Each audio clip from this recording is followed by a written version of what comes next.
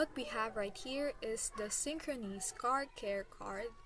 Let's decide if you should fuel up with this card or hit your brakes.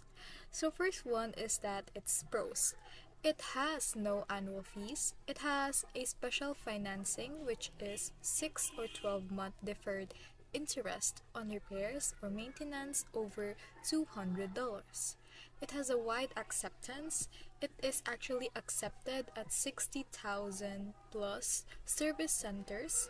For example, is Firestone, Maynake, Pep Boys, and more. Its cons is that it actually has a high APR, which is 29.99%. If you carry a balance, interest charges will accelerate fast. It has a deferred interest trap. It also has a limited rewards. It has no cashback, points, or sign-up bonus, just financing. The final verdict for this is that yes, you should get Synchrony. It is actually worth it if you need a short-term financing for a major repair, or if you pay off the balance before the promo ends.